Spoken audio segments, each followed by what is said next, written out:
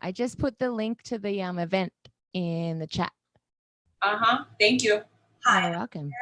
I love my Minty Maniacs went up against Raspberry Races. Wait, hold up. Come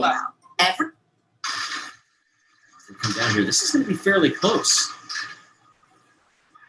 Really tough to tell what the numbers might be. There you see. What are we playing? What is this? It's called half pipe. It's coming in really loud for me. Would you better? Close. That's better. 3.5 second victory there. Okay.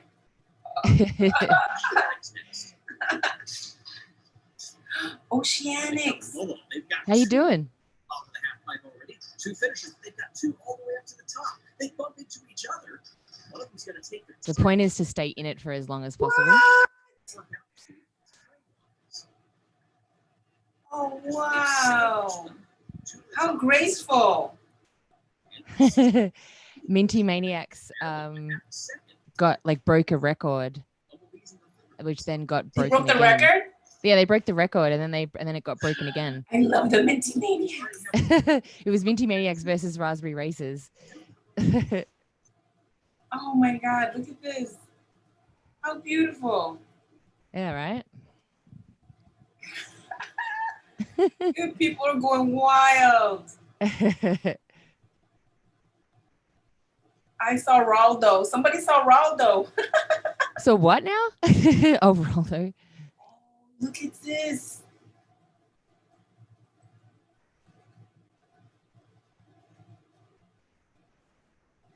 Oh my God. So did you get into the scoring system? How is the scoring system? The last 3. So they I think, basically it's the highest number wins. Wait, let me mute this so I can hear you. All right. Yeah, so the highest number wins. So they take the final. So the first 2 over the line don't count. They only count the last 3 that go over the line. So the idea is to stay in the half pipe for as long as possible. So if you, So the person who ends up, oh, here we go again. Minty Maniacs and Raspberry Races. This is the one I saw before and they killed it. So you see the ones that went up towards the back, that's good. So you got 1, 2 over the line and then all the last 3 count and the highest score wins. So you want to take as long as possible to go over the line. Oh. And it's a cumulative. So your last 3, you add all those up and that's the winners. So you can, Raspberry Races took this one. Oh, yes, they did. Balls of chaos. Balls of chaos. Balls of chaos.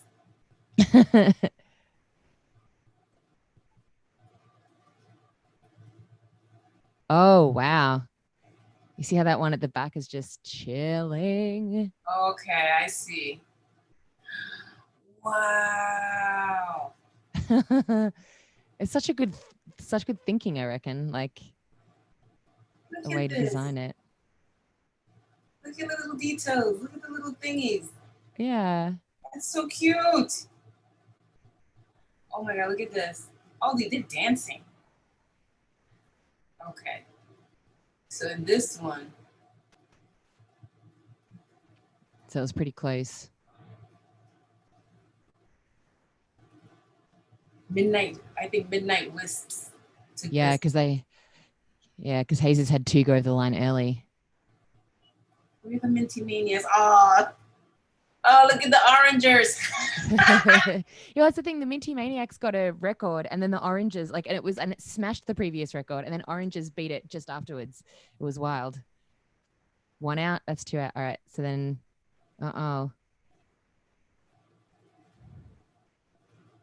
Ooh. This Oranges for sure. Oh wow! Look at this. Oh man, they're going wild. Look at this. So all the top chats. Oh. Here are the Cat's Eyes, my least favorite team. Boo. You hate them. Yeah, I don't like them. They're a cult. That's the word. Yes. That's the word on the street. They're a cult. You don't have a coach called White Eye and not get some side eye. You know what I mean? Yes. That's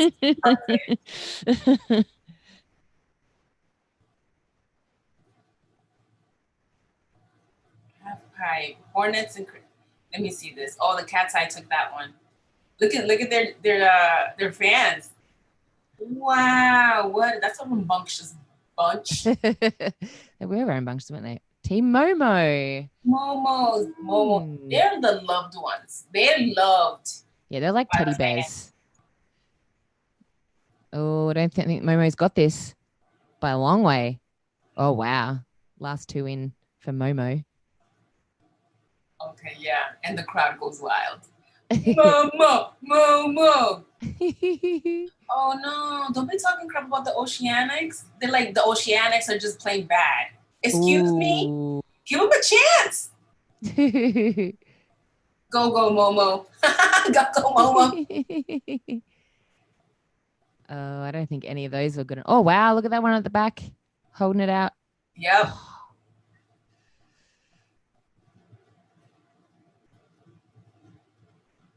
And so, Thunderbolts. Thunderbolts took that one. Wow. Okay. Everybody Galactic top. The Rangers second. None of our teams have held our spot at the top, man. Nope. Oh, Minty's still in third, actually. Oh, that's Cat's good. Eyes ahead of them. Oof, someone's got to take out those Cat's Eyes. I know. It's not a good look. Mm-mm. Not for the sport. It's not a good look for the sport. That's right. It's problematic. It's problematic. Oh, Minty Maniacs! Hey! So they were first last week and third this week, so that's got to be good. I can't believe all these, like, there were 2 records broken in one day. Oh, Minty Maniacs is still ahead. Yes. Oh boy. Yeah. So we need to root for a what is it called? Someone who's coming from behind to get, because Cat's Eyes are on third in the standings. So that means that somebody can come from behind and really catch up and that's right. Them down. Well, Raspberry Racers are in fourth. I'm partial to them. Yeah, you do like them. Yeah. I'm all about the raspberries. You know, I personally don't like eating raspberries, but really? No, what? I think I like them fresh, but I don't like them in smoothies. I don't like them. Fair enough. They make everything taste not that good. They don't work well with other fruit, is what I'm trying to say. What about raspberries and banana? I'm partial to. You know, it's all personal taste. What you gonna do? So was that the end? That was the end till next week. Yeah, that's it till next week. Next week it's the funnel. Did you see? Oh my God! I'm gonna go into the like funnels and like down and then funnels and down. That's funnels and down. Fun. Yeah. They go so fast. It's hard to my eye to catch what's going on. I know, right? Last week we had like the opening ceremony to kind of get our head into it. So maybe we'll have to get on 15 minutes before the start time. That's because last week they said 4:00, but it didn't really start till 4:30. That's why I wasn't even in a rush. I was just like, you know what? And I did get here at 3, but I had a little issue with just the password or whatever, but that's my fault. But I do want to share a fun fact that the 2016 Marble Olympics Stadium only has a capacity of 320 marbles, while the 2017 stadium have approximately 2,000 seats. Whoa. Even more surprisingly, the 2018 stadium can seat 5,329 marbles. Wow. So they're really moving up in the world. Yeah. And the 2019, so it keeps going up because 2019 Seven Seas Stadium had a whopping 10,000 marbles. What? That's thank you to A. Grossclaw Evans for sharing that fun fact with us. Thank you. let me like their comment.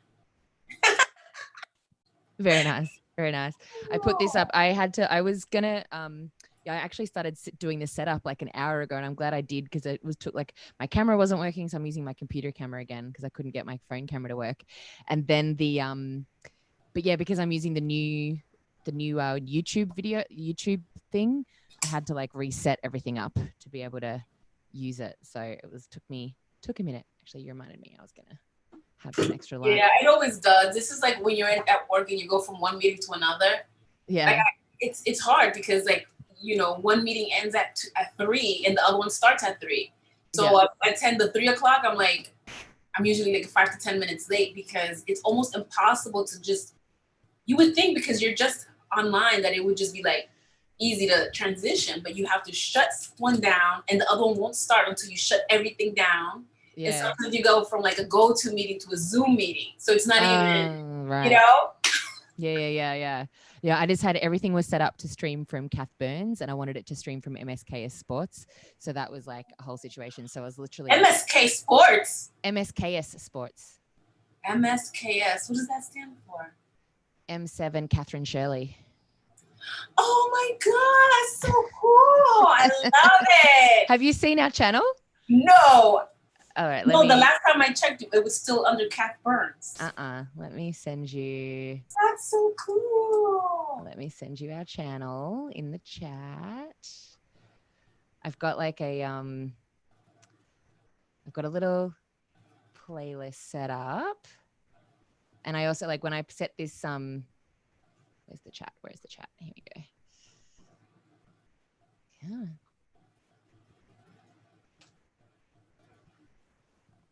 So I put the link to the video we were just watching into our description. So if anyone's watching later, they can see what we were watching. Okay, let me open this up. So we can change the name. I just wanted it off my. I like it. MSKS Sport. Miskus. And I was thinking, Miskus. Miskus. Take out my miskus. Let me see. Oh, live now. We both look. I know. I can fix the what do you call it? The thumbnail later. The thumbnail. Yeah. You gotta if you go to the playlists, then I've like linked the previous 2 episodes. Oh you put this picture as our profile picture. You're so funny. Let me subscribe immediately. Oh yeah, and if you see our subscriptions, I'm subscribing to like obviously Jelle's Marble Runs, but also to M7 and Kikiando and Kath Burns and oh yes, we have many streams. Yeah. And then I did an about as well. Oh, you did. That's so cool. Yeah. So my goodness. So we got playlists that show the first 2 episodes, and then whatever we're watching is on the MSKS watch list. And then go to channels and then go to about, and it says coming to you from Brooklyn with our take on the latest sports action. Which sports we don't even know. Informed, sometimes passionate, always.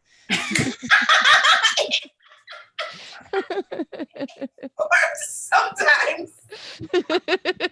Sometimes we are. Passionate, always. No doubt. Oh, I love that. That's our motto. I love it. Informed, sometimes.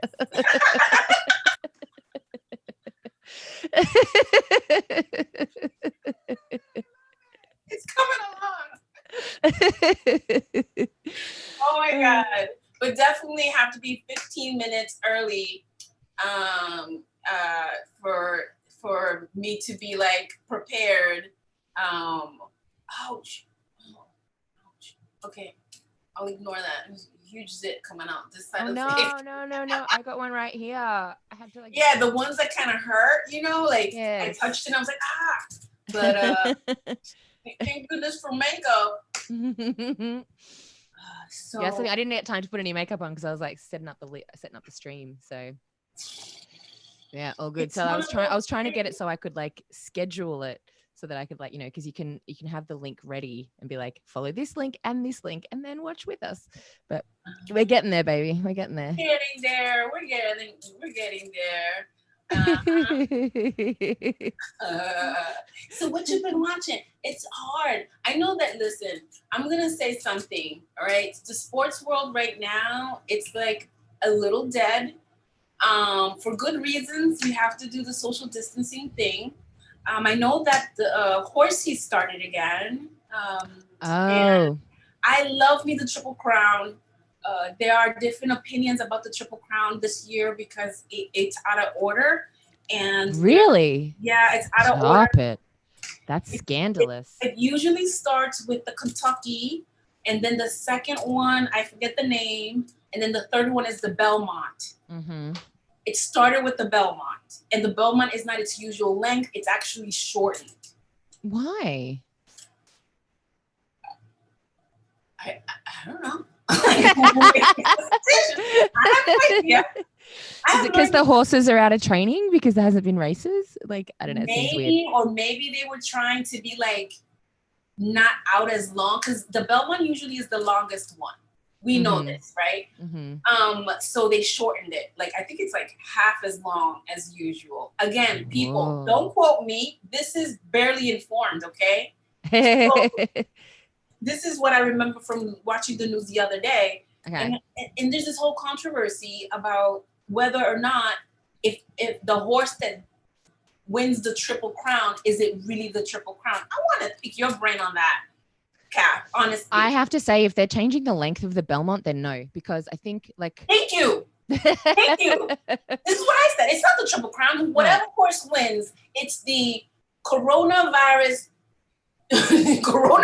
pandemic winner. Yes. Okay. Absolutely. Because the whole point of that. That's valid. And they won that. But then you cannot say they won the Triple Crown. I totally agree. Because the whole point of that, right? And I don't know shit about horse racing, except that like the Melbourne Cup that's like we have a public holiday to watch the Melbourne Cup, first Tuesday of November. And that's a really long track. And that's kind of the point. So there's a whole racing carnival and a lot of the same horses compete in other events leading up to it. But it's not really indicative because it's so much longer. Like horses compete over different lengths at different. And so the whole point of the Triple Crown is that you were able to go across all these different lengths. So if one of them's way shorter, like half, like then you haven't won the Triple Crown, because that's part of the challenge is the conditions and the length and like all the stuff, right? It's been going on for 100 years. How can you compare that horse to Secretariat? How can you compare it to the horses of history that won the Triple Crown, which by the way weren't that many? The horses of history. The horses of history. That sounds so poetic. The horses of history. The horses of history. How do you compare them? We're gonna go black and white. The horses of history. Sorry, I can't. Switch it off to black and white. I'm stuck on the horses of history. Yeah. No, it's not. But right, that makes doesn't that you can't because the whole point. I see it as the researcher that I am. I see everything as like an experiment, right? So you need a control. And you need, so this one, it doesn't fit in to the rest that did the exact number of miles in the exact order. It changes, all the variables are all over the place. Yep. So no, you cannot compare these. Exactly. I'm sorry, the horse that wins if a horse wins the Triple Crown, which we won't know until September, and that's the other thing, they were one after the other in the summer. Now, one just happened, which I even missed because I'm all off my whole sports, Yeah, I can't. I'm not into it at all. I'm so like my phone beeped that there was a soccer game being played, and I'm like, what? Oh yeah, it's Sunday. It's time and space is for me. I just can't when I heard that there was gonna be the Belmont, I was like so excited about it, and then the Belmont happened, and I saw the after, I saw the race after, and I was just like, what happened? I totally missed that, man. In the past, I even do mid juleps. I do a whole thing. Right. I have like a whole feast related to that. Whether or not people come, that's not like my business. And Jeff eats it. He doesn't mind. Yeah, I'll come next time. Let me know. I'll come. Because it's just such a beautiful tradition that I really enjoy. One of my bucket lists situation is to actually go to the Kentucky Derby and be a part of it, but I only want to do it if I'm invited, if I know people, locals because to me, I think, I don't know, I have a gut feeling, I have a special radar for parties. My thing, I don't think that the real party is at the Derby. I think that when people leave, there are special places they go, and those are the parties. You know what I'm saying? Yeah. But if we went, we would find those people. Like that's we used to do that so the Melbourne Cup, like same thing, like such a big tradition. Mark Twain actually came to Melbourne and like wrote a whole article about the Melbourne Cup. And one of the things that he said about it was that it was the only kind of holiday that he'd ever participated in that was neither about the state or about religion. And so, and because it's, you know, so the whole Melbourne metro area has the whole day off just to watch a sports event. And I think it's partly where like Australians get their love of gambling, because there are so many horses in this race. There are a lot of horses. There are horses in it that are like 1,000 to 1. It's this really long, I think it's like 3,000 or 4,000 meters. I can't remember.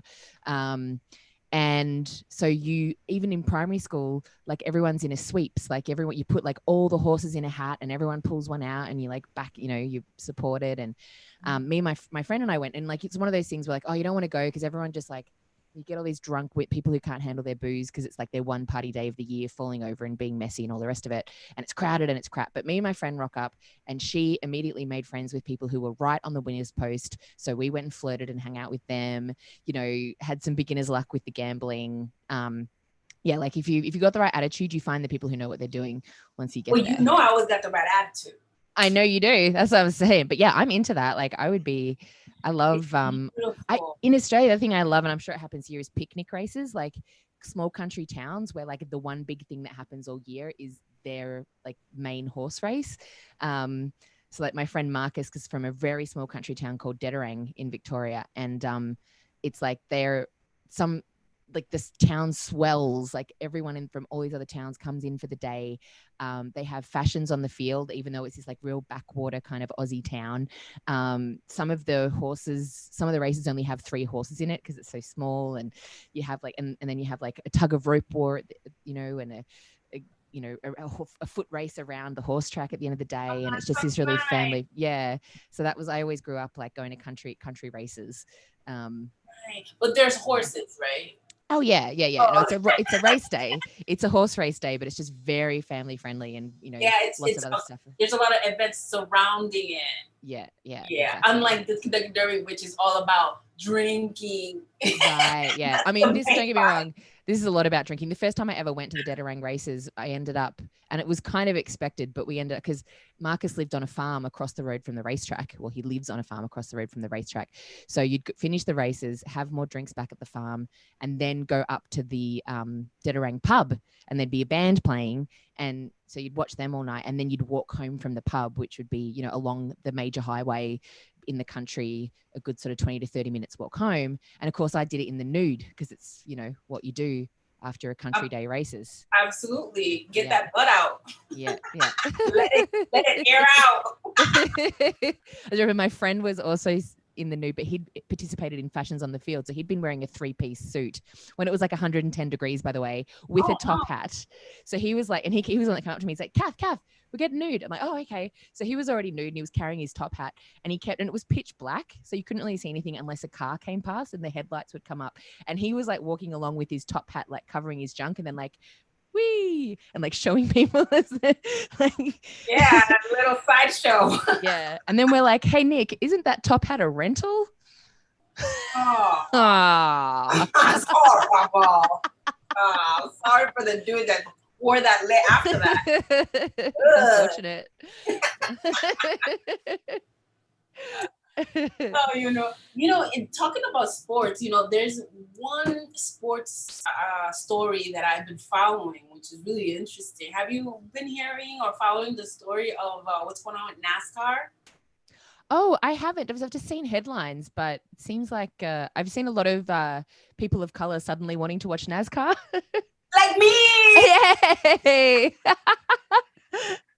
Listen, I'm gonna be real honest with you about this is a game changer. Like, they don't know how much more effective and prosperous they're gonna be. They always have been, because it's machines, cars, and people invest a lot of money in that stuff.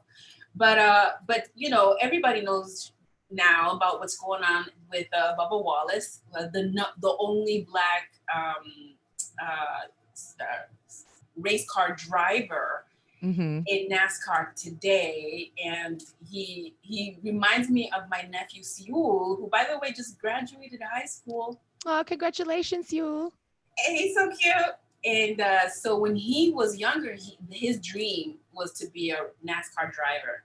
Really? So I need to ask him if it still is. Yeah. He's so into cars. Like he has a very entrepreneurial spirit, and my mom tells me all the stories. So he said he got into like buying. He got his first car, fixed it, and sold it, and made like a profit. And, oh, good for him. Yeah, he keeps doing that. I don't know if he's done it a second time, but it's like his plan.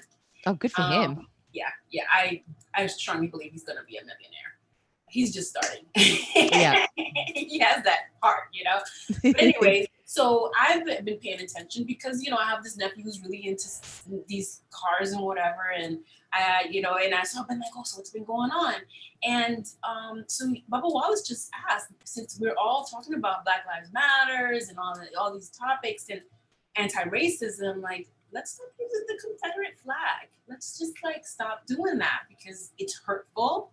And even though some families believe in their history and it's part of their history, the truth is that it represents a really dark time in the history of the United States of America. And it triggers trauma in a lot of people, including me. Mm-hmm. Even though my Black people are not from this history. My Black people are Africans that came, you know, with the Spanish down there. Yeah. So down there. that direction. Actually, for me, it's that direction. Yeah, it's okay. That way. And so I've been following this because I have a personal experience with being in Florida, the haven of NASCAR. Like the Floridians love them some NASCARs, especially in Florida. Yeah. And so we're driving from Miami to Tampa, where my sister was living at the time, and me and Jeff decide to stop at the Waffle House. Have you been to a Waffle House? I never have. This is part of the American experience. You have to go at least once. Okay. Okay. They do have the best waffles, I gotta say it. Okay. The waffles were good. Okay. And the smothered biscuits, better. Delicious. Okay. I don't think I'm a connoisseur of either of those things as an Australian, but so I'll have to just take your word for it. Yum. So when we get to the parking lot, so it's Central Florida. Like, it's not like you can go, you're in the highway, you don't see a lot. You see a lot of trees and whatever. We find a Waffle House and we go in. As soon as we pull into the parking lot, there's a monster truck. I mean, you know what a monster truck is, right? With the big old wheels. With the wheels that are like practically as big as your head, kind of thing, up to your head. Yeah, they're taller than your head. Like, yeah. Oh my God. Depending how tall you are. For me, they were huge, like taller than me. Yeah. And the back was a huge Confederate flag.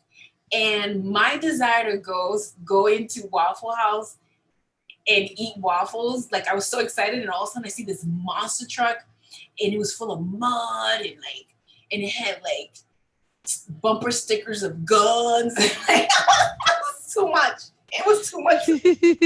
And I'm like, holy shit. Yeah. And it's not, you know, like at the time, they're not real thoughts going in my head. It's just a visceral reaction to the Confederate flag. And it never really occurred to me that I have like this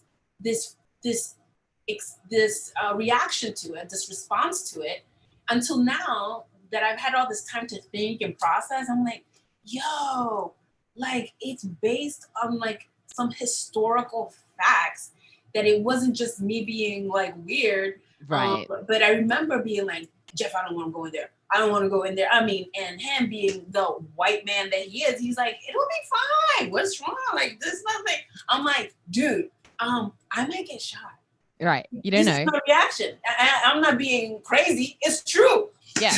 You don't know what people are like. That's like, I don't know if you've seen Roy Wood Jr.'s father figure special. He says he's like, I don't know if we should get rid of the Confederate flag, because otherwise, how do I know which are the good white people?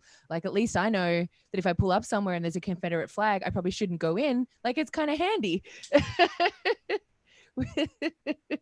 I did go in because I did opposite. I did go in. I did opposite action.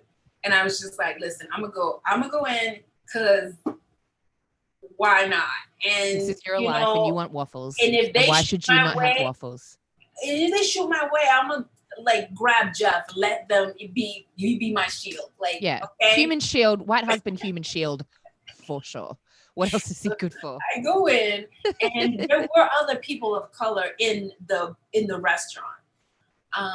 And I was real sure to like, I sat very strategically near the door where I could see the door if I needed to run.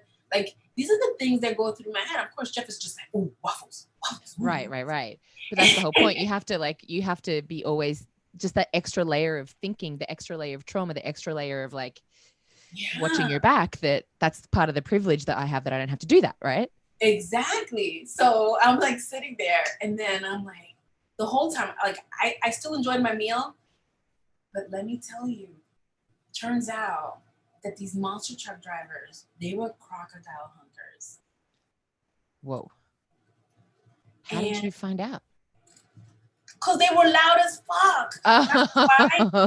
Okay. Listen, they were the most countryest, most swamp people I had ever encountered in my life. Wow. They had no shirts on inside the restaurant. Okay. And I believe one of them had no shoes.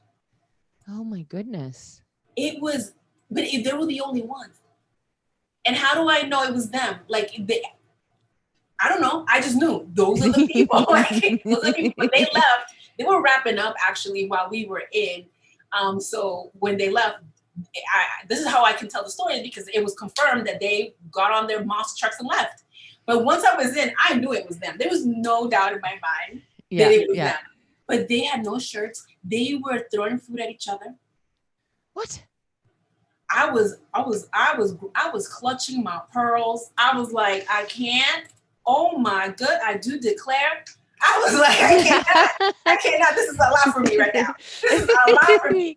But I could see that everybody else was used to it because they were in the middle of buttfuck Florida. Mm-hmm. So everybody else was chill. Even the people of color, like you could tell like they were used to it, you know? But I'm an East Coast Northern girl.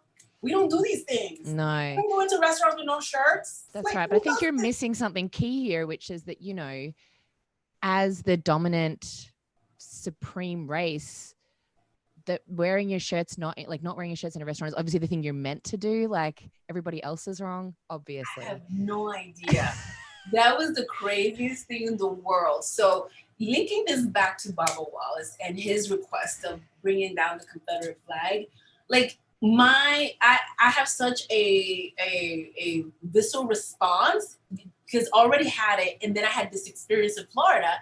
So when he was like, yeah, and then the fact that NASCAR totally backed him up, I was super impressed. I was not expecting that. I honestly I really thought that NASCAR was going to be like, fuck this nigga. You know what I'm saying? Like, seriously. Yeah. And I was just like, oh my God, they were so supportive. And that run where where the whole NASCAR pit crew and drivers were behind him. Did you see that? No, what happened? Oh my God. Girl, do I need to YouTube this? You need to YouTube this. Okay, what do I look up? Bubba Wallace, what is it? Like a parade, not a parade, but walk. NASCAR with Bubba Wallace, something like that, because you'll see that his car is in the front and everybody got out of their cars. And because he then, after all of this happened, he found a noose in his garage. The FBI got involved in everything, and they found it was crazy. It was crazy. And when they found the noose in his garage, that's when everybody, all the drivers and everything, came behind him, and they walked. I don't know for how long. Do you see it? Yeah, in Talladega. Yes. Isn't that powerful? Like, I tears. I was just like so emotional about this. I was just like, oh my God, they're serious about this. And he was brought to tears. Bubba Wallace was brought to tears. Well, oh my God, because they found, that's right. I did read about the news, but I hadn't like fully followed it. When you think, I did see it's just, you don't expect NASCAR to be more supportive than the NFL, for example.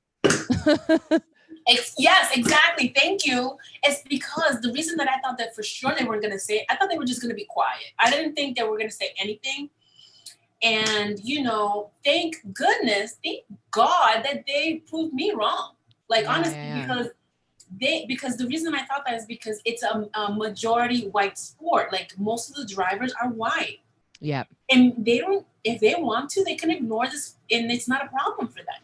Well, that's also, I remember seeing like a years ago, and it's shifted a little bit now, but there was a like 538 thing that said like, you know, what political leanings people had watching different sports, and NASCAR was the most Republican, and basketball, I think it was basketball, was the most liberal, and then NFL was the most purple, like, which is why the fact they chose that as a battleground is so sickening to me, because it was the one thing that was purple, whereas everything else had, I think baseball was somewhere like on the liberal side, but somewhere in the middle, and, you know, so yeah, like, but NASCAR was all the way over to the right side.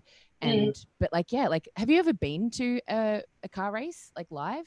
Never, but I want to support NASCAR. So you know me. The same thing happened with Wrangler. Remember with Wrangler? Oh yeah. And that they refused to drop Lil Nas X after he wrote that fantastic song. Yeah.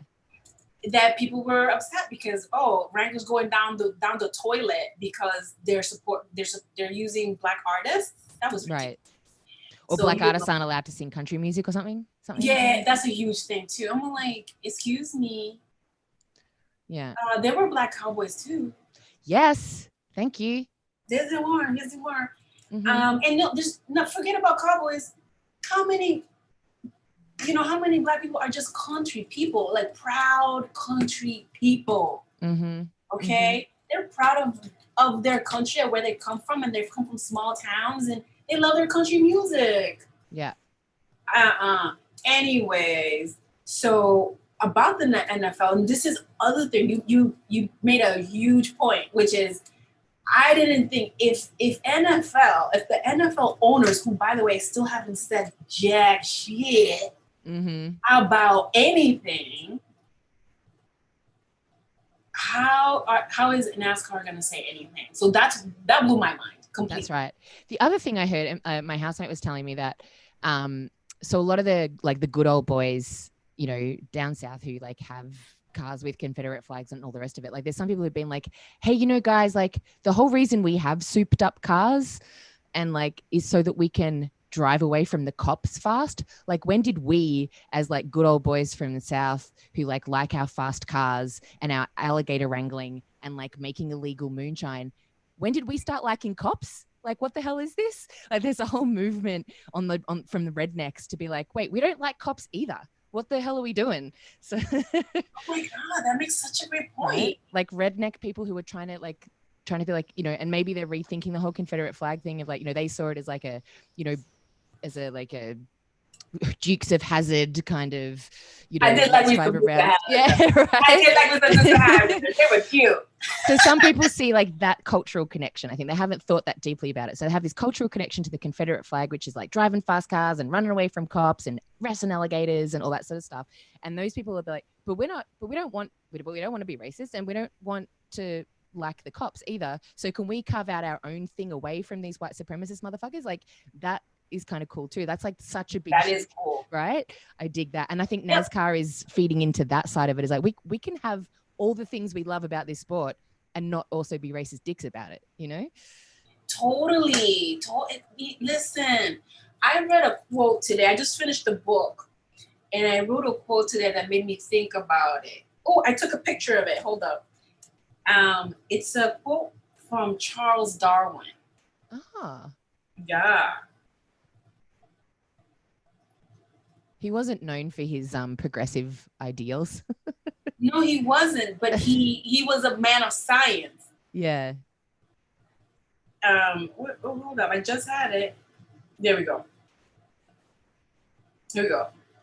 In the long history of humankind and animal kind too, those who learn to collaborate and improvise most effectively have prevailed. Right. And here the key is learn to collaborate and improvise. shit happens, things change, new things are coming at us all together. When we collaborate, that's when things are amazing and great. Yeah. So there must be a way.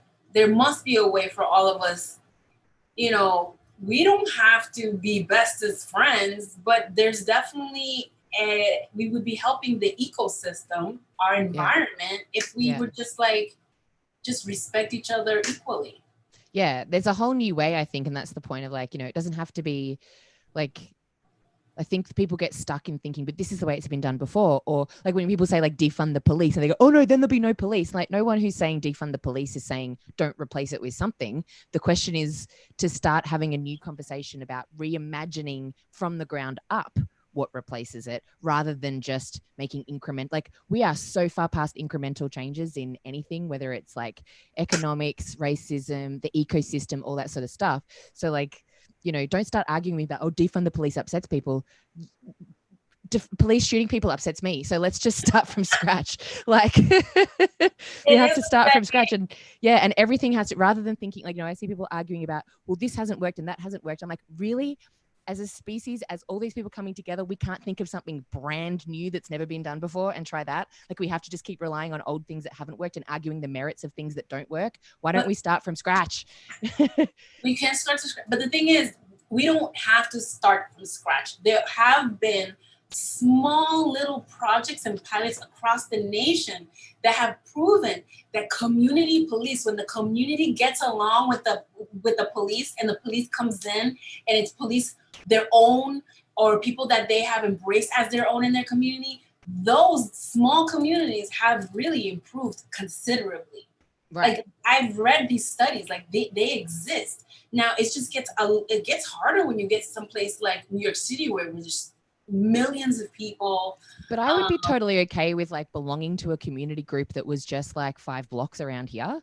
Like, you know, I like my community. I'm part of this community for a reason. And if we had like, if we sort of primarily self-policed and then, you know, for really violent, you know, shitty things had people come in. But like, if my neighborhood was managed and policed by the people in this neighborhood, and like, because I think New York is a bunch of small villages tacked together to this big city, right?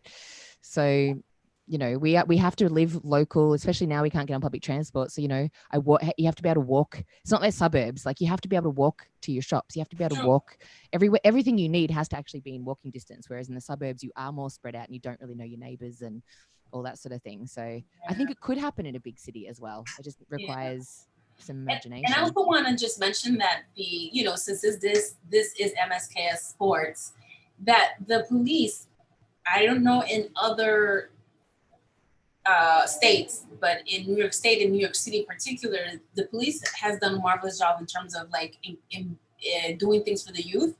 And I think that they should do more of that. I think this is part of the problem. Mm-hmm. And when people say defund the police, what they mean is reroute that money into something that will help the community.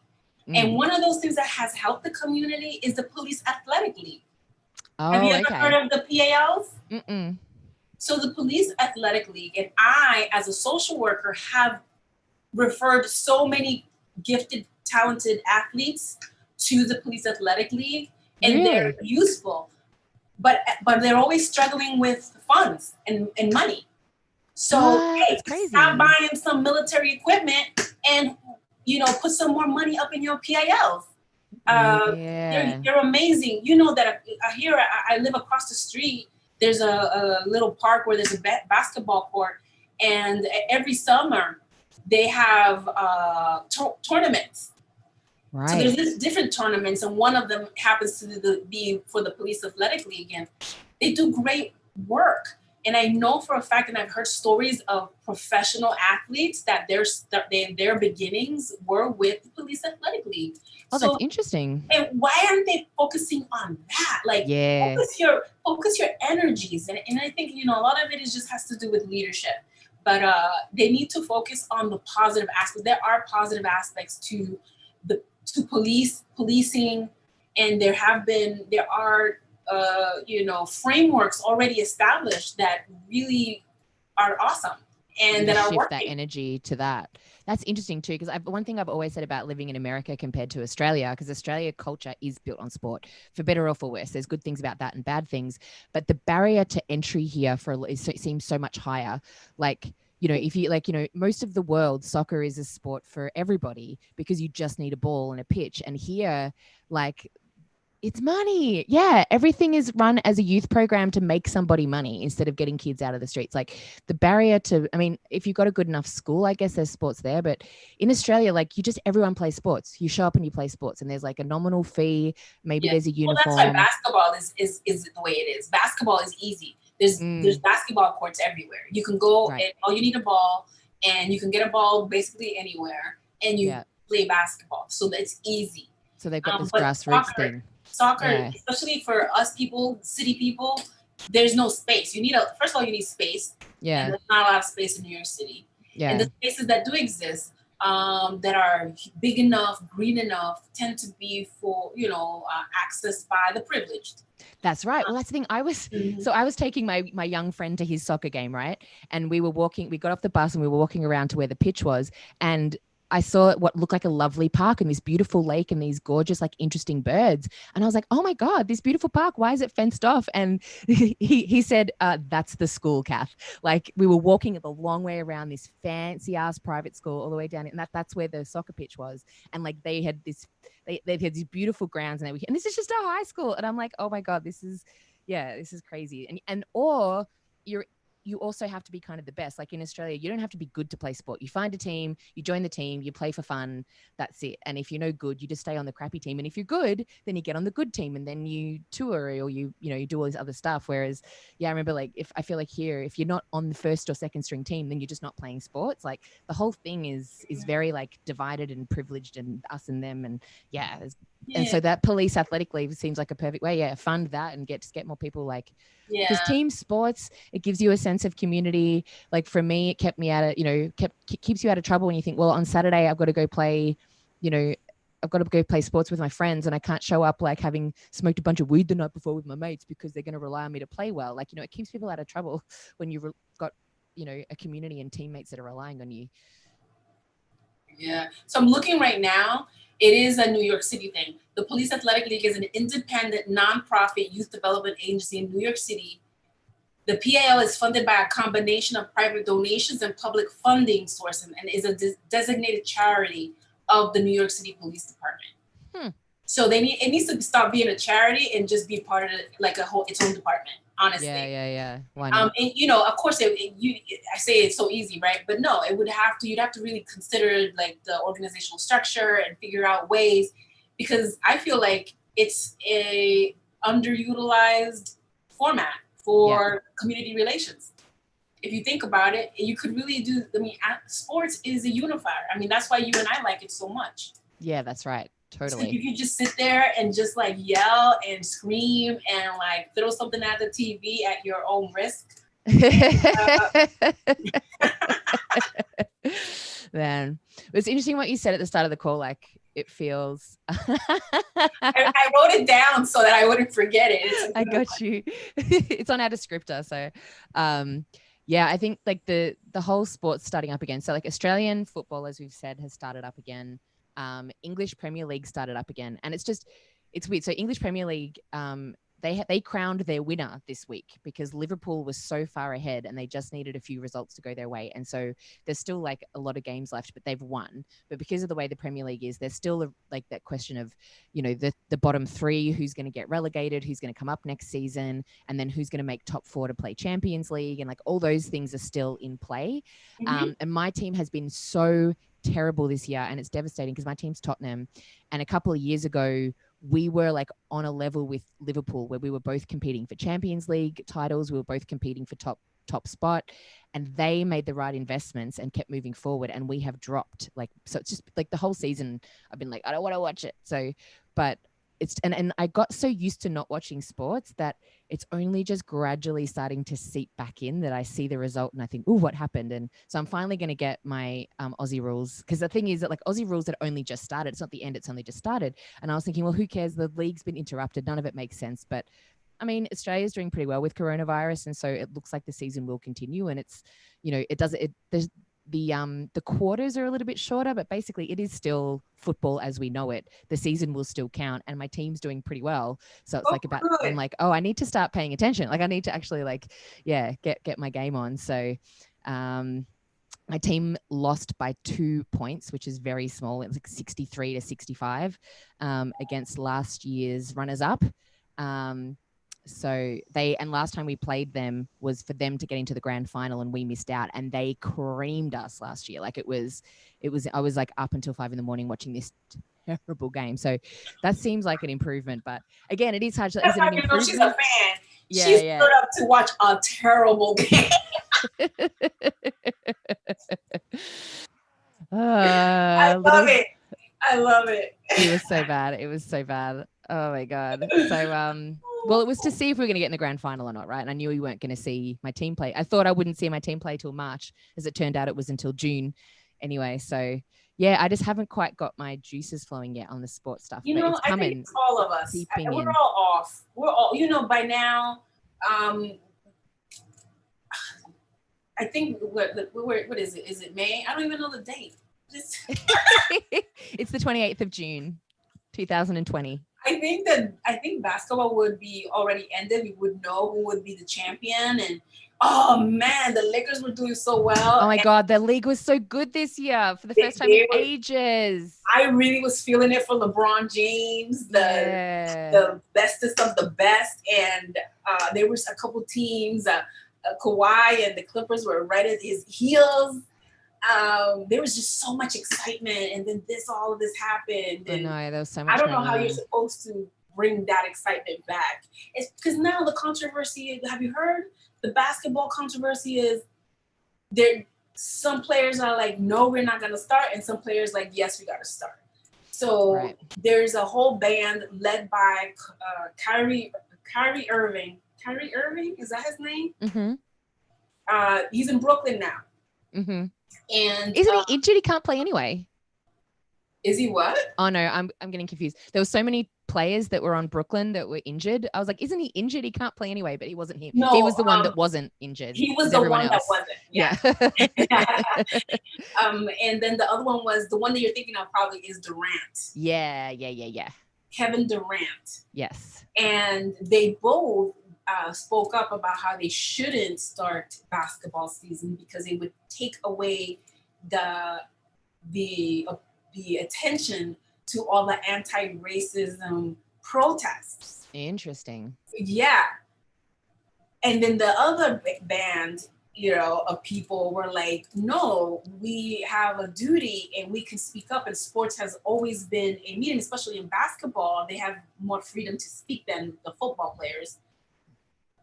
It's a medium for us to speak up, and and this is a huge opportunity for us. So I don't know where they're gonna go with it. Yeah, it's interesting. Yeah, I went to because as soon as I hear Kyrie Irving, I'm like, stop. So I could tell the look on your face in the first place. You're like, Kyrie Irving said something. I'm like, all right, there's some issues there. Devin and Kyrie have some history. Listen, not with me. He's the one that he became famous because saying that the earth was flat. Oh, okay. I didn't know that. Listen, girl. It's just like I cannot, as a person who believes in knowledge and wisdom and passing on that to the generations to come, even when you're joking, you can't. The thing is, it wasn't even a joke. He just said it like it was serious. And then he came off and tried to pass it like it was a joke. But when you're in a position that you are in where people look up to you, you have to measure your words. You have to be careful about the things you say. And if it is a joke, then say it's a joke. But it didn't come off as a joke. And it wasn't until everybody started crapping on him that he said it was a joke, which by the way, is completely suspicious. Right. I got you. Yeah. So this is my issue with Kyrie Irving. And the other thing is, he left LeBron in the 5 years. Oh, I see. He left LeBron. I see. He left LeBron, and LeBron made it to do. he did well with what he had. And opening night, oh shoot, she's bringing the paraphernalia. I just realized it was sitting right there. Like, talk about it. Like, it's just weird to me that this was the same season we're still haven't finished. That I went to that game with my dad, and Kevin Durant was there because like it was the opening game. So even the guys that couldn't play, everyone was there, and Kyrie Irving was there, and it was like it was cool. And the plan was that I was gonna go again with you and your dad. That's right. Yes. Oh my God, it was gonna be so fun. That was I had envisioned it. It was gonna be so amazing. It's still happening. We're gonna do it. We're gonna do it. It's just gonna take longer. Yeah, my dad's been like, he's turning 68 this year. He's gone to his doctor to get help, like losing weight, eating right. Like because he's coming back. So he's like, it's winter over there, but he's taking a 15-minute walk every day. He's changing his eating habits. Like he wants to lose some weight. He wants to come back. He wants to come to the, he wants to do it all. Because he wants to meet my mom. Oh my God, we're going to get your mom and my dad together. He wants to see my mom. Is he ready for some spicy salsa? He might be. Oh my God. I don't know about that. Let's not even think about it. So let's get it. It'd be funny. Okay. Yeah. Oh my God. But yeah, I think that's like the whole thing about sports being effective for change. Like I always look back on, I remember really clearly the first time that Australia and South Africa played cricket together after apartheid. So it was like the 1990, I think. Australia and what? South Africa. Ooh, after apartheid. And it was actually, and I could be wrong with this, but it was cricket that stopped playing against South Africa before anybody else did any embargoes. Like, so before anybody else did anything, cricket said, we're not going to play in South Africa anymore. There was a guy who was, I think he was born in South Africa, but he couldn't play in the South African cricket team because he was black. So he went to England, immigrated to England, played for the English team.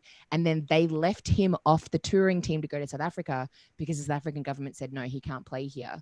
And so there's no way to separate sport from politics because it's human. Like a lot of people said Black Lives Matter isn't politics. It's just humanitarian. It's just humanness, and sports is about humanness, right? So you can't not have sports and talk about this stuff because you've got humans playing sport. And so so it was initially cricket, like the international cricket body said, we're not going to play against South Africa anymore. And it was only after apartheid ended that we did. And so the 1990 summer, I'm pretty sure it was, Australia and South Africa played test matches. I was around it felt historic. It felt like this huge, big deal. And so ever since then, I'm always, to me, sport and politics, if you like, or it goes together. And I think that it's true. Like the NBA would be very powerful for, those guys speaking. It's like when that white owner came out. On the side of let's play and use the platform. Yeah, for sure. Yeah, you know what? I was thinking about that. Like, I was just like, part of me was just like, you know what? They kind of have a point. Like, I understand why they wouldn't want to play. But then I saw one of my favorite sports shows. Shout out to Bryant Gumbel. Mm-hmm. I love me some Bryant Gumbel. Mm-hmm. I know it doesn't look like it, Mr. Gumbel, but, you are one of my sports casting superheroes, and I try to model myself, in your shoes. Try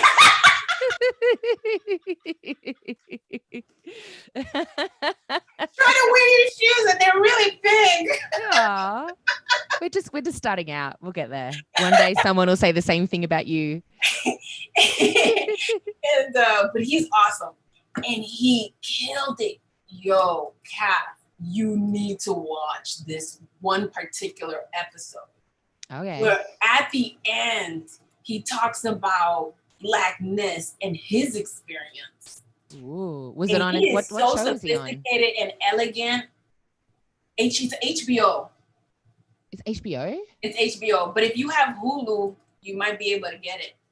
I have HBO as well. Oh, you do? Perfect. Yeah. You need to see the latest. I believe it is the latest episode. Amazing. I love this guy. Oh, it's Real Sports? Real Sports with Bryant Gumbel. Oh my goodness. Look, it might be a clip anyway. I am getting goosebumps. It's amazing. You need to watch this. All right. Because what you're just saying, that's what made me think about it. Because you're absolutely right. Protests sports.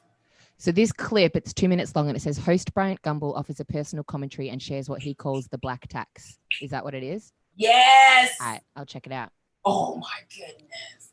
Watch the two, but whenever you have an hour, a spare hour, watch the whole thing because he interviews a lot of people. It's so interesting because with the pandemic, the show is now like basically the way this format where it's like Zoom conversations. Yeah. But he interviews Doc Rivers, he interviews basketball players, NASCAR. He interviews a whole bunch of people.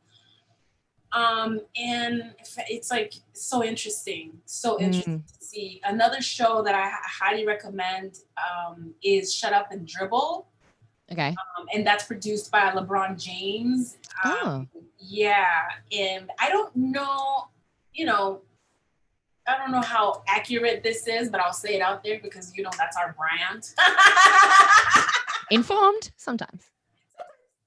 So I believe it was inspired by this comment one of these political talking heads said about she said something like shut up and dribble. And no, one of those Barbies that wouldn't have any career if they didn't spout right-wing talking points. Like a Tommy Lahren or a well, Kelly, what's her name? Honestly, all those people, they're just shock jocks. Think about it. They basically took Howard Stern's gig and turned it on its head and made it political. Mm-hmm. They're shock jocks. To me, that's not even real anything, but people believe I remember that shut up and dribble thing. So that's his show. You're making me remember now that so in Australia, the sport around the conversation around sport and race is so far behind. And there are, so there's the last sort of 20, 25 years, you do have a much higher ratio of Aboriginal sports players than in the general population. And it's still that kind of thing of as long as you play our game and play it our way and don't make us uncomfortable, we like you. And so, there's been a lot of courageous people. Right. And there's been a lot of courageous people stepping up. So even years ago in the 90s, a guy, Nicky Winmar, one of the best players ever, at the end of one of the games, he lifted his shirt up and pointed to his skin. So something bad had happened the week before and he lifted his shirt up and pointed at his skin and to be this is me. And it was so powerful. There's actually a statue of him doing that outside one of the grounds. Really? Yeah. But then years later, there's a guy, Adam Goods, who was one of the best, again, a leader of his team, has won medal, flags, one of the best players ever around. And he got called an ape while he was playing. And it turned out that the person who did it was a 13-year-old girl. And so then that's caused this both sidesism of oh, she's just a young girl. She doesn't know any better. She shouldn't have been mocked and shamed, blah, blah, fucking blah. More about, not about her, it's about those parents. Okay. Right. Exactly. And so again, he just kept stepping up and speaking up. And then one, and this is so cool. One time he scored, during this controversy, he scored a goal. And so he celebrated it by doing a spear dance, an Aboriginal style kind of ceremonial spear dance. And then everyone's oh my God, he threw a spear into the crowd. It's really aggressive. Look at this aggressive player, trying to throw a spear and kill it. I know. And it's that's what they mean by white fragility, I think. Mm-hmm. Is that it? It's part of it. Yeah, it's definitely in there. It's so okay. Yeah, and so then all this comes out again. Now that these things are kicking off in America again, things kick off in Australia again because we have problems with Aboriginal deaths in custody. Aboriginals get arrested at a much higher rate than white Australians, especially considering they're a lot smaller, right? Tiny, less than 1%. Smaller than here, yes, less than 1%. Small. Yeah, between 1% and 3%, and mostly living in rural areas, in the desert. And how is this possible? That's racism. Mm-hmm, it is. And so then they die. There's 400 people. There was a royal commission into Aboriginal deaths in custody, and to work out why it's happening, what we should do about it. And that was a few years ago. There've been 400 deaths since then, since they tried to start fixing it. And it's and it's invisible. It's invisible to someone who, from me, lives in Melbourne. That's an extermination. I'm sorry. That's horrible. It's horrible. Yeah, it's an apartheid state, and it is a white supremacist state, and it is a genocidal state. All of those things exist. And so the only people who have any platform, there are a lot of people who are in politics, but there are so few people to raise up and have their voices heard. And so sports people are some of the people who have the highest, you know, and most love and can kind of speak to like this. They need a lot of white allies. They do. But as soon as they start speaking out, everyone's like, no, they should just, everything's fine. Everyone get over it, you know. And so this one guy who plays, yeah, there's a guy who played for my club, Harry, and I actually don't think he's Aboriginal. I think he is Brazilian, and you know, immigrated and played, and he has been speaking out against the racism he faced at Collingwood Football Club, and he's tried to do it over and over again, and he gets shut down, and then you know, people pay lip service to it, like they make these public statements about, oh, we never meant to do anything and everything's fine, but then behind closed doors, and not giving him the time of day. He got Kaepernick. Yeah, well, he stopped playing years ago. He doesn't play anymore, but he did leave the club. He said he left the club because of that discomfort, and he said it's just never been reckoned with. And even now, he's trying to have the conversations, and the people are saying, "Oh no, we didn't do anything. We didn't do anything." And it's like, well, instead of making a public statement to the media, yeah, why don't you and I come and have a conversation about it? Because, you know, and it takes. That's why, like, did you see Roger Goodell's like response to the NFL players? Like, he actually, so there was this video of NFL players asking the NFL to acknowledge that Black Lives Matter. This is a league that is primarily Black league. The players are Black, but the owners are white. And another vet of the sports analysis world, Michael Wilbon, he calls it, and I want to make sure to coin it because it's his terminology, plantation mentality. He calls the NFL plantation mentality. Like the way they go about their business and the way they treat the NFL players. Listen, I again, Real Sports, I love this show. They did a in-depth reporting about the NFL football league and their, they have what's that, the players union? Players union, I'm telling you, these guys, they have no rights, like within their sports. And people say, well, they get paid to play, just do it, period, shut up. But they have needs. I mean, you know, even before this whole pandemic, the issue had been race, it had been healthcare. Healthcare, thank you. Concussions, like these guys get roughed up. Like, yeah. That's why we love the sport so much, because they put their bodies on the line every day. And some of these guys might only have they can't get healthcare, like decent healthcare when they stop and for free. Why couldn't it be for free? I know. Is what I'm trying to say. That's right. Like some of these guys might only have a career. Like they're not all superstars. They might only have a career for 3 years. You know, making $100,000 a year. Right. Some of them. And they end up with this bloody CTE thing when they're older and no healthcare and nothing to support them.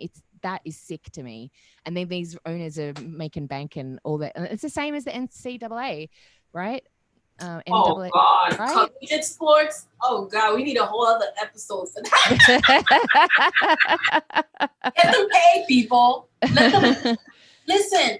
You can't even give us a collegiate athlete, something for free, which, by the way, most of them are of color. The ones that get things for free are of color because they tend to be poor. They come from poor communities, poor families. And you can't give them, you can't pay for their family to move someplace. This is what happened with Penny Hardaway. It was Penny Hardaway, one of the coaches. I don't know where he's coached from, one of the colleges. He got caught doing a charity, giving a family $10,000 so that they could move their whole family because the kid didn't want to be alone or something, his whole family over to this and pay for them to get settled and whatever it is. Why is that wrong? Human. That's just being human. That's like why everything is that wrong? Yeah. Penny Hardaway worked hard for that money. It's his money. Okay? Yeah. He chose to help this family because that kid is going to put his heart out on the court. And his family did a good job raising him, so they deserve this. Like, yeah, I mean, families sacrifice so much, so many times for those kids to get. Yes, they do. Yeah, so that their kids can have a better life, like a better chance. It's sick. They can't get things for free. I mean, come on, it's disgusting. Yeah. And then it takes away from this, that, the other. And meanwhile, they're making millions off these kids that make $0. Yeah. Yeah. It's sick. Is that exploitation or what? Yeah, and it's one thing if you say, all right, no one gets any money. We're all doing it for the love of it. The coach gets a nice $70,000 middle class salary, and all the rest of the money goes to the college to share with all the students, right? Fine, but that's not what happens. These coaches make millions of dollars. Yes, like it's just the sports cut networks, million, all like coach, head coach, assistant coaches. And then everybody on the board of the NCAA, the people who actually make the rules and regulations, how much are they making? Yeah. What if you use the money and you just paid the coaches their middle class jobs? You paid all the people who were involved in broadcasting it a decent wage, make the broadcasts free because you're making like it's just I don't know. Yeah, make being on the NCAA if being part of that a voluntary position. Right. Yeah, because we're just doing it because we love it, right? Just doing it because we love it. Yeah, right? Because that's what they're trying to say with the kids. I mean, come on. Like, seriously, that's ridiculous. Pay those kids. Yeah. Oh, and the other thing is that they use their likeness. So it's not like, it's just so. Oh, and also, back to give them healthcare. They use their face, their numbers to sell posters and shirts. They use their names and they have no. I saw the other day a man, actually I saw this in LeBron James' show, Shut Up and Dribble. This man, he's fighting for the kids to get paid because he was a collegiate sports person, and still to this day, this was like 20 years ago, to this day they still use his name and his number and his likeness, and he gets $0 from it. Wow. Yeah, that's exploitation. Yeah. That's exploitation. Okay? Yeah. What did you say the term was? Plantation mentality? I think that's what he calls it. Plantation mentality. Like even when you say that, it makes me shudder. Like, and it feels so real, right? He says it. I mean, that's why he's so good at what he does, because he's mainstream. Everybody sees this show, and he calls it like the way he sees it. And when he says it, I'm like always like, wow, he makes a good point. Yeah. Like there's just the optics of it, the way it looks alone. Forget about the reality of it, right? But it's just, really, guys? Really? You want to do this? Yikes. I don't want. Wow. So you got any more sports news for us? Not really. I'm just thinking that it's not like, I feel like aside from the crazy cat's eyes, marble racing doesn't have this issue, right? Like it's. I hope not. Goodness gracious. Seems like the marbles get treated well. All colors are welcome. All colors are welcome. There's some sketchiness, but hey, that's human nature too. Yeah. And the thing about the cat's eyes, if they want to be a cult, then let them be a cult. I do believe in freedom of religion, as long as they're not trying to get other people to be cultish like them. Yep. I think that's fair. I think that's all I got to say about that. I think that's fair. Yeah, so I'm gonna get more and more. I'm gonna start watching this Real Sports show because my housemate has HBO. We got it on the projector, so that sounds pretty good. I've got to get back into my favorite podcast is two guys who are not like the kind of same thing, like not very well informed but very passionate. They talk about Aussie rules. That like, and it helps me because like sometimes when you're away from the country, you can watch the game but you're not in the zeitgeist of what people are talking about. So listening to some podcasts helps me. Like what are the every man on the street kind of talking about? What are people upset about? Basically. Yeah, exactly, that kind of stuff. So I got to get into that. They change uniforms. Well, there was one club that like they played in a different kit like every week, and they were like, they've got there's been 3 games, they haven't played in the same uniform twice in a row. Like the club has no culture. People get mad about all kinds of things. So that's why sports I love it. Most of the things. It'd be nice to only get mad about sports because of sports things and not like all the rest of this bullshit, right? Like, let's just get mad because that guy shouldn't have made that carry, or that umpire made a terrible decision, or, like that's what we want to get mad about with sports. I love about the uniforms. You know me. One of the things I love about football is those pretty little, cute little outfits. You mean the Aussie rules? Oh, I love the Aussie. I mean, they have one of the best. Like, listen. Yeah. I love it. One of the reasons I love the NFL uniforms is that they're fitting. And the reason that I love the Aussie football uniforms is because they fit. They fit. Yeah. It's not like baseball where everybody's wearing baggy pants these days. Yeah, that's right. And I'm not against the baggy pants. There's a time and a place. Like, I will wear a baggy pant and look fabulous. That's true. You will. But if you're in sports, listen, since we're on baseball, what do you think about this whole notion that baseball is dying? I think that it is, and I say this as a cricket fan and as someone who doesn't really understand baseball and understands that there's like I guess one of the league is introducing the designated hitter rule where it never had it before. And I see a lot of baseball purists, and I'm obviously a cricket purist, who are like, well, that's it, I'm not watching anymore. Like, that's pointless. So there is a push. Like, I think that people who run baseball are thinking, let's dumb down the sport to get more people in, but it actually just makes it more boring. So like, in baseball, you can have a low scoring game that's interesting. It's the same reason that they've never changed the rules. Like, the rules of soccer are set up so it's low scoring, and it's what makes it exciting. So instead of trying to appeal to some like random person who would only watch baseball if there were only more home runs, you should be appealing to the baseball purist and making it more enjoyable for them, rather than, and you bring more people in who start to appreciate the intricacies of the game. You take the intricacies out of a game, then then it's just you lose all interesting about it. So I think they're trying, like, I think just let it kind of naturally probably, become smaller, but still keep the integrity in it so that the people who are into it are diehard. And instead what's happening is you're getting a lot of casual fans who be like, oh, cool, a home run. Anyway, this sport's pretty boring.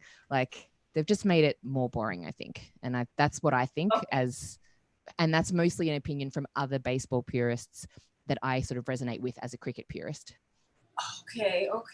I am always concerned with the word pure and sports and I am sure that's not your intention, but when I hear the word pure, to me, it sounds very, there's a connotation of it that there's certain things and elements that shouldn't be in it, but usually that also has to do with cultural issues and race issues. Oh yeah, that's not what I mean at all. No, yeah. I know you don't mean that. Yeah.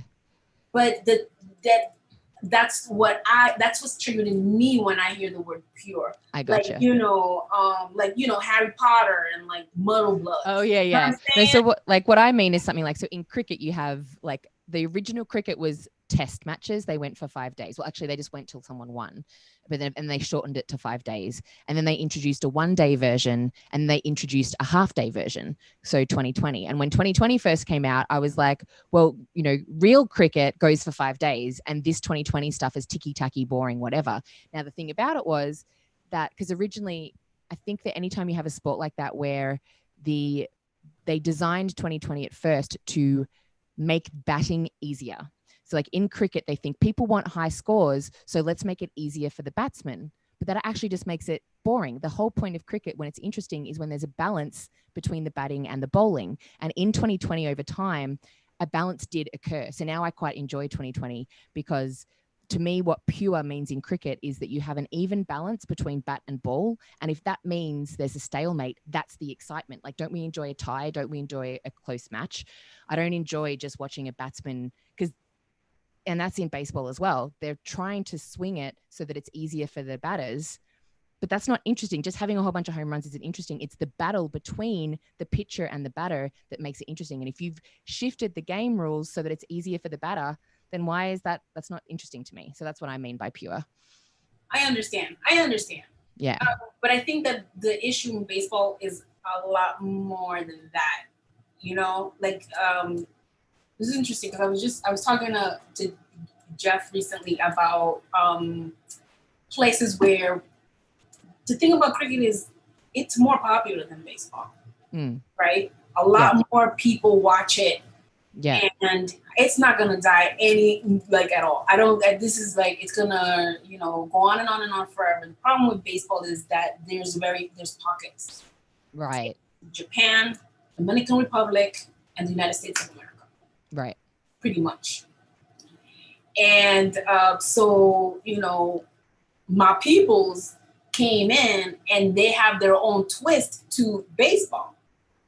How can you not when you learn it and play it in the Dominican Republic is a completely different thing. And baseball is like basketball here, over there. Wherever you go, Right. like there's land and there are kids playing baseball. I mean, it could be a tube, it could be a branch. They're playing baseball. Gotcha.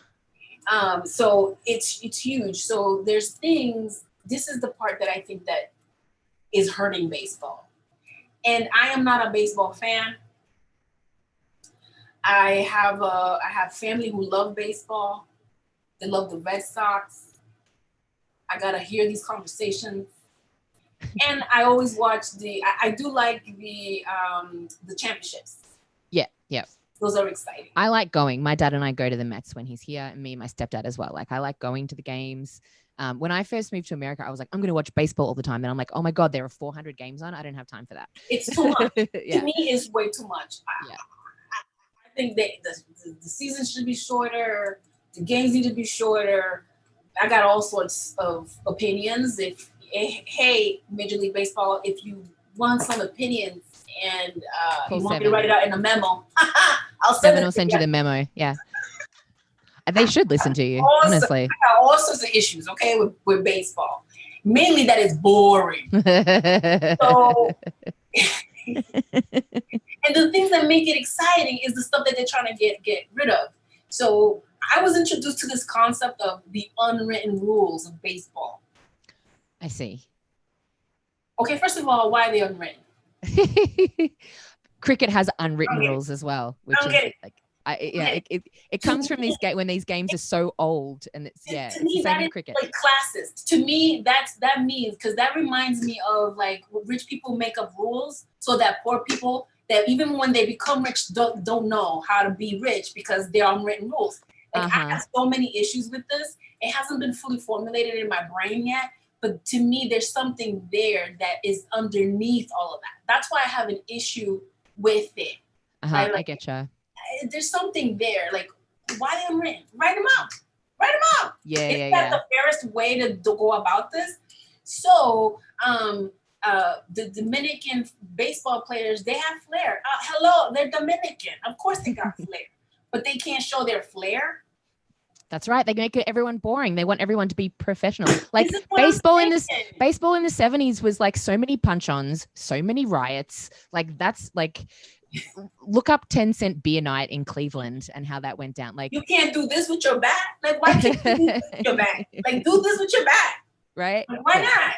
Yeah. No, they just try. As long as you're playing the game, you're not hurting anybody, and maybe you want to dance a little merengue at home base. But it's again because the rich owners are only interested in how much money they can make. And if you do anything that might be outside a box that might possibly affect their bottom line, they don't want you to do it. And they don't realize that like it's actually just killing everything because like no one cares. This is what I'm saying. Like there has to be some room for change. Mm-hmm. Yeah. And accepting something new and different. Yeah. I'm not saying go change baseball completely, but like let the man wiggle his hips. Okay? Yeah. Let him wiggle his hips. Let him take the bat and whirl it around a little bit. Yeah. Okay? Let him get on the news afterwards. And when they ask him a question, let him say whatever he wants to say. He doesn't have to say, oh, yeah, we played really well out there and next time we'll play better. Like, let him say, well, that guy was an asshole and that guy was a jerk. And, rile things and up. He spit at me and he rolls his eyes. That's right. Yeah. Like, yeah. So we're talking about two different things. I'm talking about like actual rule changes and juicing the ball. But the thing is that in baseball, baseball purists is not only about the rules. It's about the rules, the written ones, the unwritten ones. And it's about people conforming to a white standard. This is the problem I have. This is the problem I have with it. I see that. So what are the, let's. So be careful with the purists. Yeah. I tell you what I mean. Like, yeah, I was just talking purely on rules. But the rules. You only see the rules. But but this is why we have conversations. Because you see the rules. You're seeing it as purely the rules, but I'm telling you right now that there's other purists that they're not only talking about the rules. Yeah. They're talking about everything, like the way you walk, the way you talk, the way you put your hair, the fact you want to wear dreads, you want to wear a cute little necklace, okay, with your baby mama's name on it. Yeah. Yeah, I got you. This is the difference. Same thing that happened with Serena. When she wore that fabulous cat suit and people said she was she looked, what was the word? offensive or something. I don't remember. Yeah, I know what you mean now. And those were called tennis purists. These are just Got you. euphemisms. We got to be careful with this stuff. Yeah, good. Thanks for letting me know. Just watch Harry Potter. It'll tell you everything you need to know.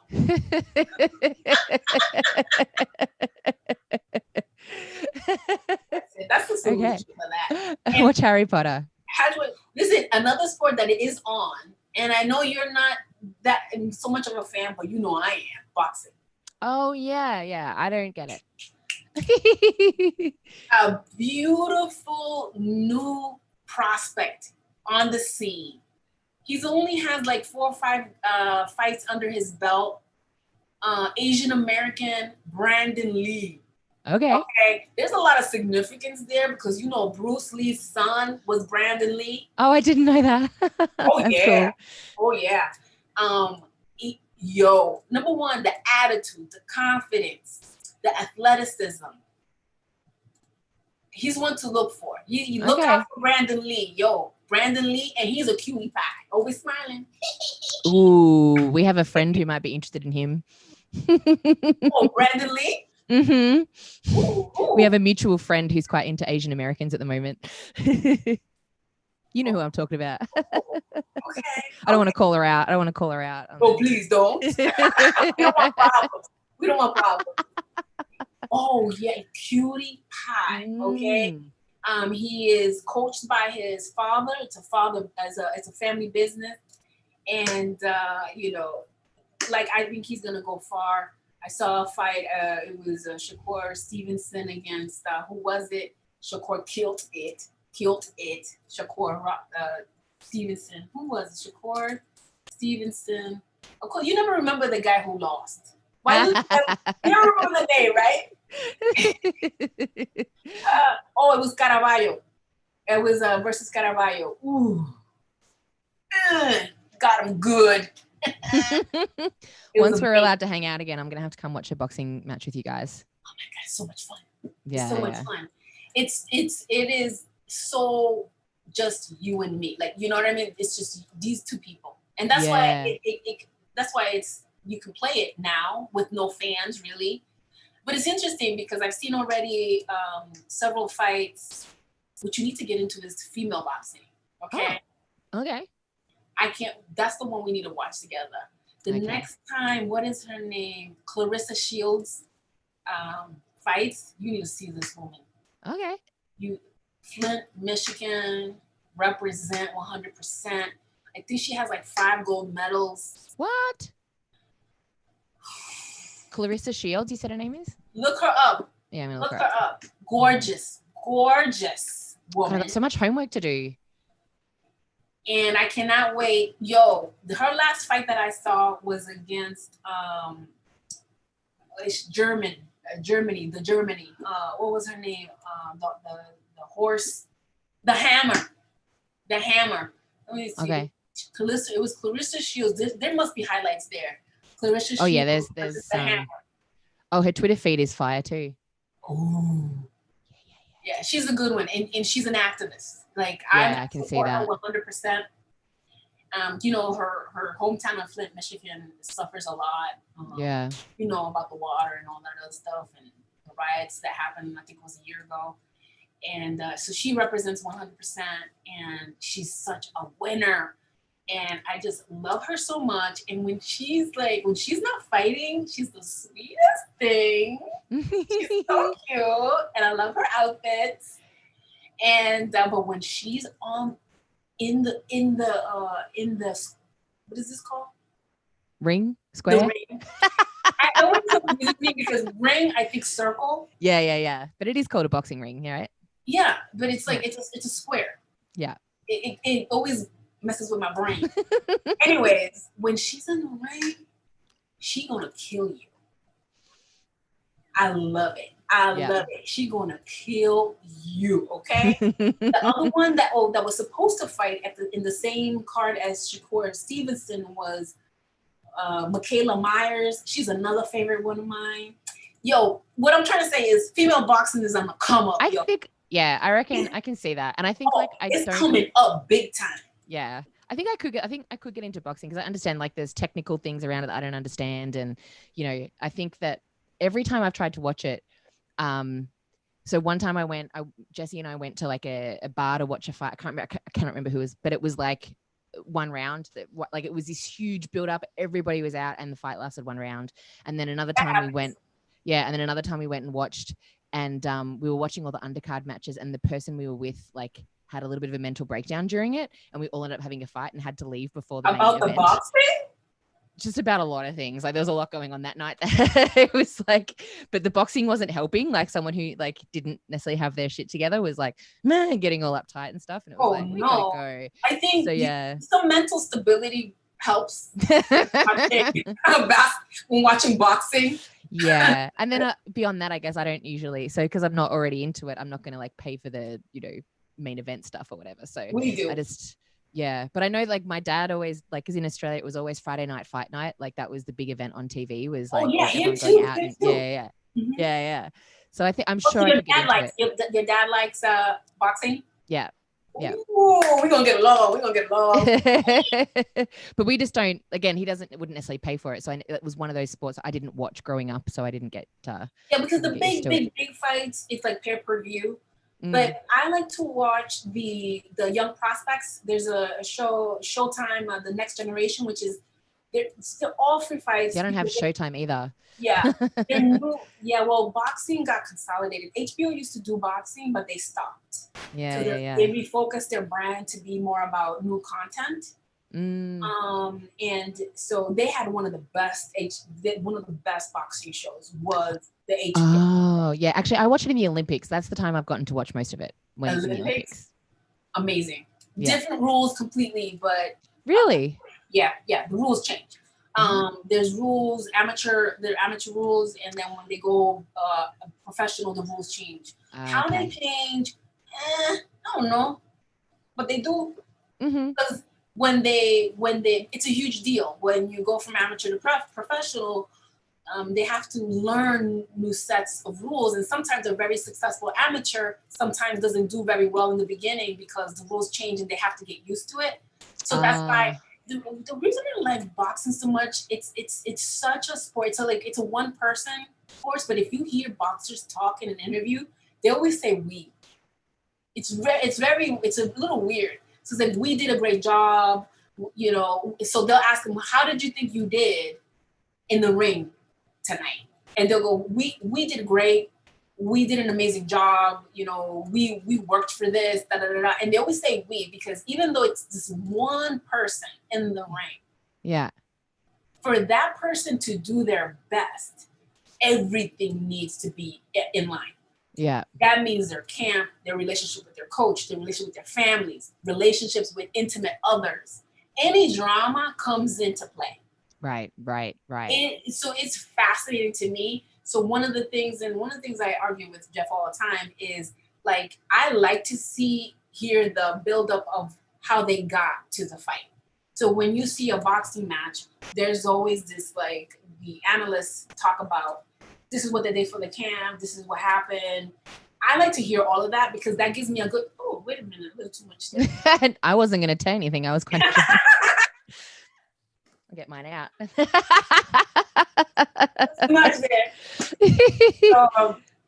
They'll tell you everything about the camp, about their relationship with their mother, their father, siblings, whether or not they had a baby this year. Like, you hear everything about them. And to me, as a person who is a student of human behavior and really is fascinated by human behavior, that's what I really love about boxing, is that all of that matters. Gotcha. All of that matters. Yeah. And then I can tell you by the look in their face, how their body posture is, if this is going to be a good fight or not, whether or not they're ready for the fight, whether they're focused. Like, it wasn't last night, the night before, I was watching some boxing. I was just like, and there's one of the dudes, one of the undercards, I was just like, this kid's out of it.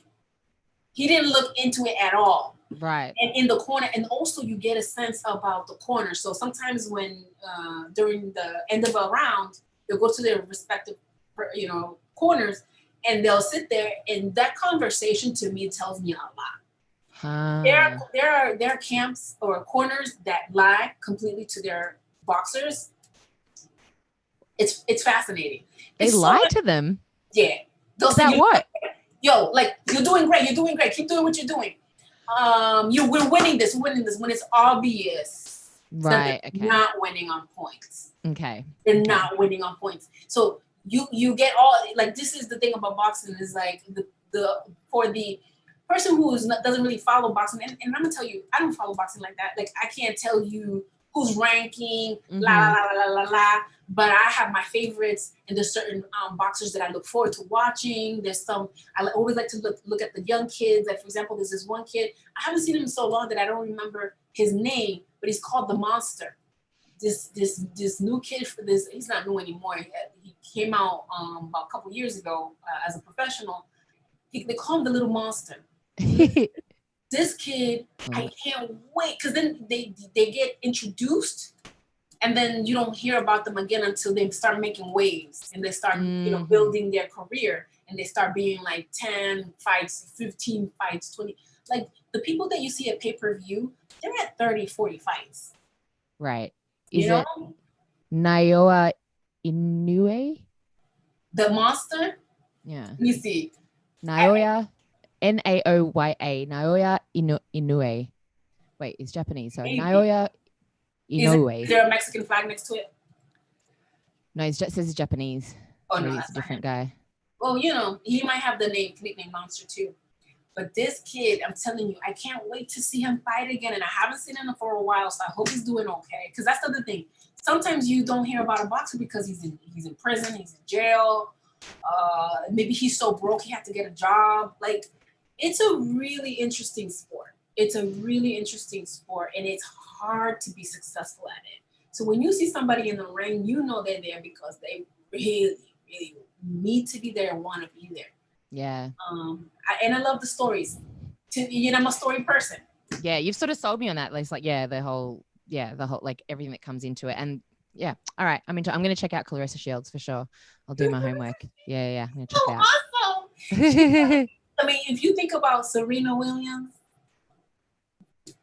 to me, that's Claressa Shields. That's it. Yeah. She's the boxing version of Serena Williams. Amazing. That's cool. Amazing. Anyways, I was so excited. That's awesome. So we're going to check out that. I'm going to check out Bryant Gumbel. We're going to have to start early next week so we can be prepared for round 3 of Jelle's Marbo race. I felt bad. You missed cheering on your Minties. So that was, they missed you, but they killed it anyway. And I wasn't even that late, but late enough to miss my favorite team. Right? They just went so fast. But that's okay. And I will. Work in progress. We're going to continue doing better and better. And, like always, sometimes informed and always passionate. Always passionate. We need to start and end with that every time.